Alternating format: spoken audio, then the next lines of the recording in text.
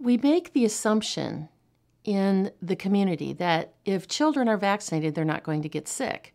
And then we see these outbreaks of these mild pathogens, things like measles, mumps, rubella, chickenpox, pertussis, and the general public, and particularly the public health department, gets all excited about these outbreaks.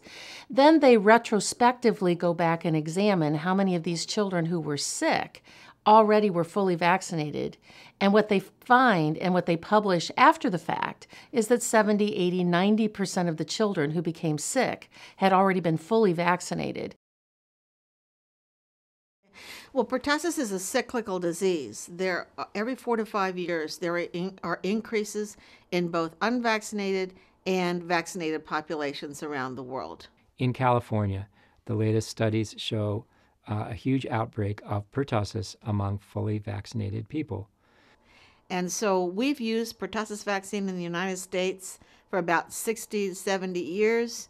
No matter how many doses of pertussis vaccine children have been asked to get, there still are increases in pertussis, whether the children are vaccinated or they're not vaccinated.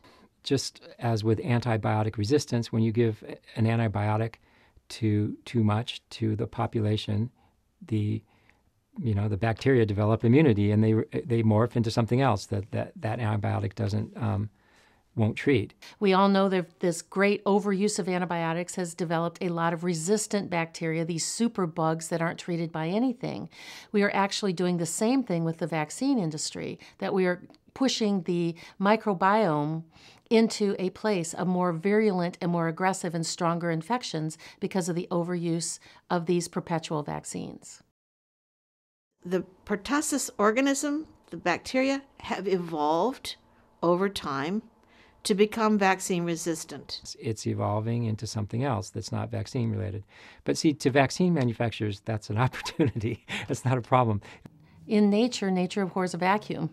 And so if you eliminate one thing, something else shows up. So with the pertussis vaccine, as we've eliminated the pertussis bacteria, this new organism comes to the surface called parapertussis.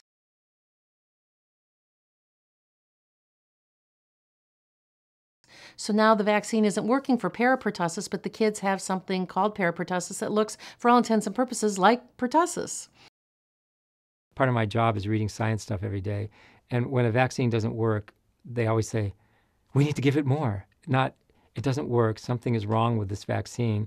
We need to go back and take a look at it. It's always, we're not giving it enough. It's like the old General Motors, model of building clunker cars that, will wear out in a few years and you have to buy a new one.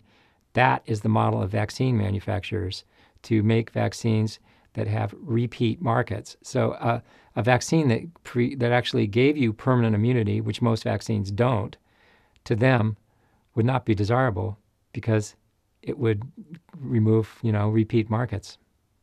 So the first schedule on top, you've got 5 doses of DTaP, diphtheria, tetanus, and pertussis. There are 3 vaccines in 1 injection, and it's given 5 times. You might wonder why you need it 5 times.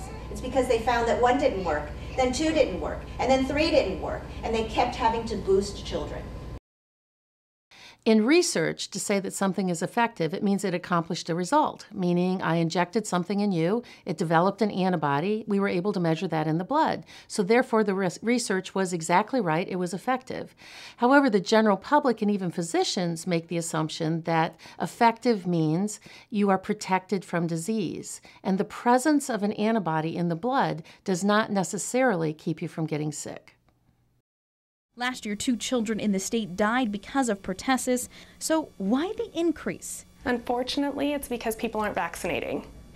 And, this is a vaccine-preventable disease. Which is why doctors are urging people... I think it's just very convenient to try to point the finger at the less than 2% of unvaccinated children who attend school.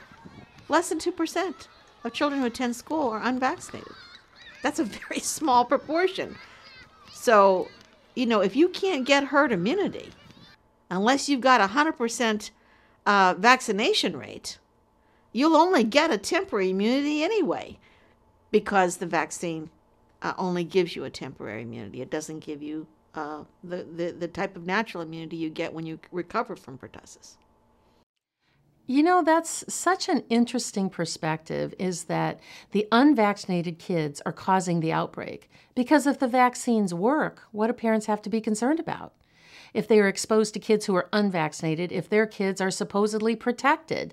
It's such a convoluted argument that really doesn't make any sense. If that really had something to do with it, why get vaccinated in the first place if you don't really think that they are going to work and keep you from getting sick?